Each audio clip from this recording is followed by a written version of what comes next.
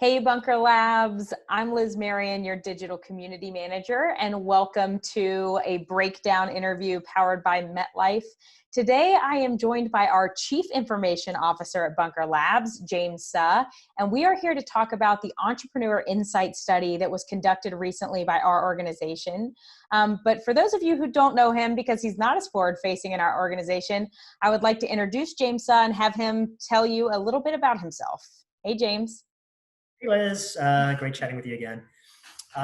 As Liz mentioned, I am the Chief Information Officer for Bunker Labs. I've been with Bunker in a formal role for about 6 months now, and in a more informal capacity for about 2 years. And I've also spent time as a city leader and have gone through quite a few of the programming, including the various iterations of veteran residence and Launch Tab Online. So I've become pretty familiar with the organization. I am a veteran of the Navy and the Marine Corps, and I'm super excited to be here. Well, and I can't wait to get into what we're here to talk about, which is our Entrepreneurial Insight Study that you spearheaded. And can you just introduce the study to us? Tell us what the main, goals were for the study and who we were targeting with the study as well. Yeah, absolutely. Well, as background, we have started to develop an obsession with data over the last few months, and really the last 2 to 3 months, it's come to the forefront. We initially developed the study to close a knowledge and information gap from one of our primary funders, but as the COVID crisis was taking over the country and the impact was starting to be felt, we found an opportunity to pivot the survey and turn it into a more comprehensive study so we could understand the impact of the situation to our specific community in an effort to try to inform some of our programming and our outreach efforts. And for our population, because we serve the military connected community, how is our population at Bunker Labs and those that we were targeting with the study different from the population at large? And why is it important to gather data on our population specifically? Yeah, no, that's another really good question. The military population, I think, as it relates to entrepreneurship, is significantly more diverse, and our experiential backgrounds are very different from those who tend to pursue entrepreneurship or get funding within the broader community. And I think when we take a look at that, trying to understand how our unique population set has reacted to this will inform a lot of our programming, a lot of our decisions. Uh, I think some of the more interesting pieces about that relate to not just the kind of the gender and ethnic diversity, but also the age at which individuals start to pursue entrepreneurship and the types of industries that they choose. Absolutely. And especially because we, basically serve all industries, all types of companies. We really don't, have a set type of company that we serve. So for you, James, can you describe some of the most striking outcomes from this study that we found in the data set? Yeah, I geek out about data. I tend to sort of dig down rabbit holes and start answering questions for myself that literally no one's really going to ask. So this set was really interesting for us. We had a few suspicions, I think, based on previous studies in other industries, that there would be some disparities in things like access to information or access to capital. So the COVID crisis gave us an opportunity to see if that would really play out beyond the venture capital and the angel investor space, and look at more of the banking sector. What we found was rather striking. From a gender perspective, we found the biggest difference in the study in the percentage of individuals who were approved for funding. So I believe the numbers came out to roughly 18 to 20% of men who applied for PPP funding were either approved for and received their funding, versus only 6% of women who were approved for and or received funding. And on the flip side of that, the women were twice as likely to be unaware of their eligibility. So I believe 30% of women within the study had indicated they were not sure if they were eligible, which would have a pretty dramatic impact on their pursuit of that piece. So that part was incredibly notable. The other sides, and this was, a very positive note for us too. We assumed as the news events were unfolding and the economy was really crumbling, that the optimism within the military community, in particular the military entrepreneurial community, would be spiraling down. And this was notable because we started seeing the average runway for many individuals dropping down to 7 months. And over half of the individuals and companies that we surveyed indicated they had fewer than 7 or 6 months of runway for the company.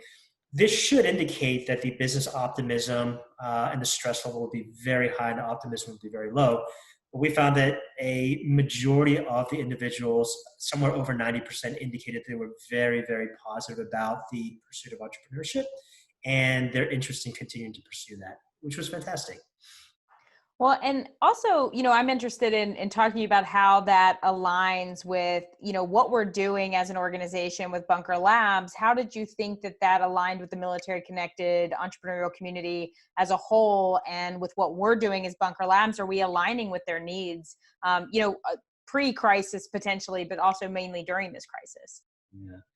So we asked a series of questions related to what the community needed or what was most important to them. These related to contacts, the community, and also their sort of access to information and access to resources and capital. We have been fortunate as an organization that over the last 5+ years, we have emphasized building this community as an important part or sort of a backbone of what Bunker Labs does as a whole. And that access to contacts and access to community was highlighted as a critical factor in helping somebody pursue or continue to pursue entrepreneurship. So that was an indicator to us that we are very well aligned in our mission and our goals with the needs. And of course, with the current lockdowns largely still in place, it's difficult for individuals to access that connection. But for us, seeing the results of the study, understanding how critical that piece was, I think Bunker Labs has done a phenomenal job in pivoting our approach, starting to launch a virtual event and trying to maintain that connection and develop those contacts despite the situation. Absolutely. And as, heading up a lot of those virtual events, I would say the engagement, of our community in particular, has been really overwhelmingly positive, and maybe that's speaking to that optimism as well that you discussed earlier. And, something else that you mentioned was the focus on data collection for the past few months. So as an organization, how can an organization leverage the data that we're getting to influence our decisions for the future and to make sure that we are continuing to align with those community needs? Yeah, it's a great question. It's potentially a lengthy answer. I'll try to kind of keep it a little bit shorter for the audience. But when we look at or consider data, it genuinely is becoming an incredibly valuable asset for us long term. So anytime we have an opportunity to ask our community to provide or volunteer information to us, we consider that incredibly valuable to us. And we want to also consider the long-term implications. If we ask an individual to join one of our programs, whether it's Veteran in Residence or Launch App Online, we want all the data sets and information to be very consistent so we can better understand the sort of entrepreneurial journey of an individual. I think historically, and in many organizations, you'll see data capture as one of those tedious, we've got to do it, so there's not a lot of thought necessarily put into that. So when you look at how we approach this study, it allowed us to do some pretty interesting things. First, as the information started to roll in, we realized that there were mechanisms to create what I would dub a stress score or a distress score for our veteran community, particularly the business owners. And based on a number of factors, we identified whether an individual or a company was in distress or likely to be in distress based on the job situations, very limited runway, loss of connections, loss of customers.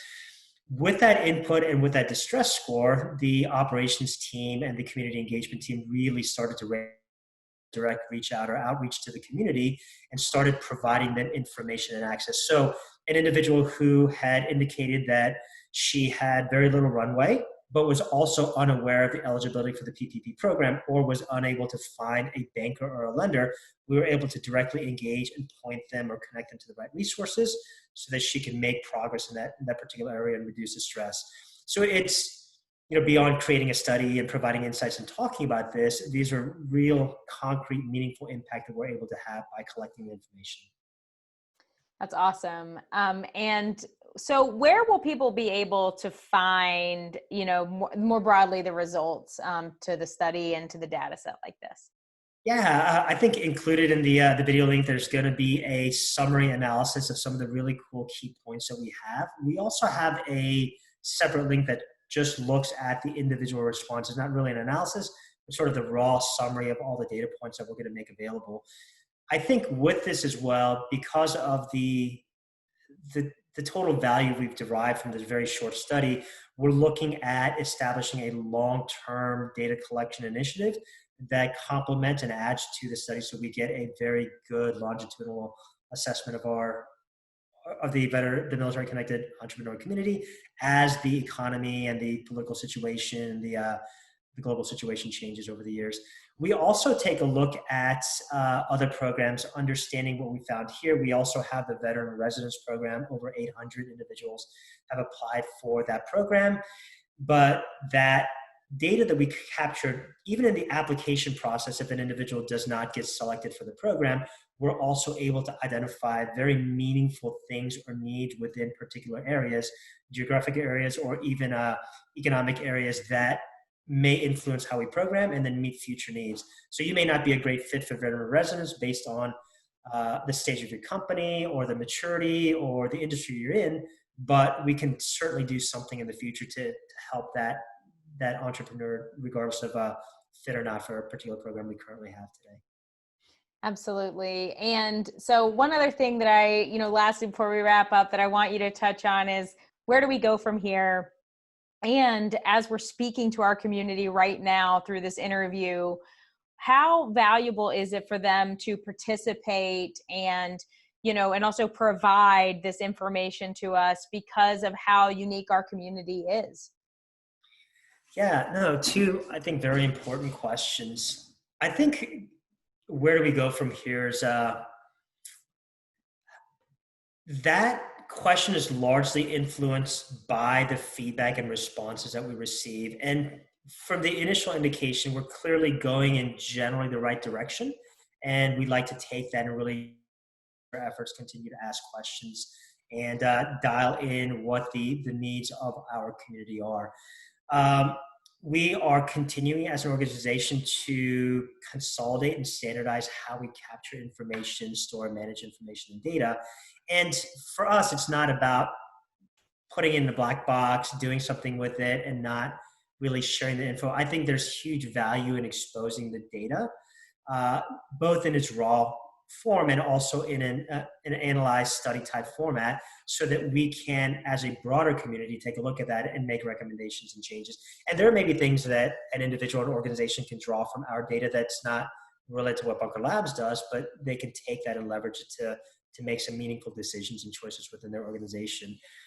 I think that the value of data collection, again, it ties back to everything else we talked about. In the beginning, when Bunker Labs was small, we can make a lot of assumptions about what everyone has needed and what's the best for individuals. So, it's like a parent taking care of a younger child. They're not going to know what to eat. They're not going to know where to go. So we sort of treated the organization this way based on maybe some anecdotal information data. I think as we mature as an organization, as our scope of impact and the community grows, we need to be much more methodical about that and appreciate that the knowledge of the crowd is going to start superseding that sort of inherent built-in knowledge that we have in the organization. So please keep providing us information, and our promise to you is to take that, use it, and to continuously improve our programming. Absolutely. And just, seconding that of how important that feedback is, just even participating in our community happy hours and in our community, focus groups, I can just attest even that of how valuable and how much we appreciate as an organization, the feedback and the data that we collect, that we're able to improve our programming. James Suh, Chief Information Officer of Bunker Labs, thank you so much for taking time and sharing the results of the InSight study with us. And are we continuing to get data, James, or will there be other follow-ons that they can look out for? Yeah, we actually have paused this one, but we will, over the next month or a month and a half, have a revised version and make it an ongoing study. So definitely look out for that. All right. Well, you can find it on bunkerlabs.org. Make sure to keep checking that out along with all the resources that we have available. And if you need anything from us or are in need of resources, please don't hesitate to email townhall@bunkerlabs.org. Cool. Thanks, Liz.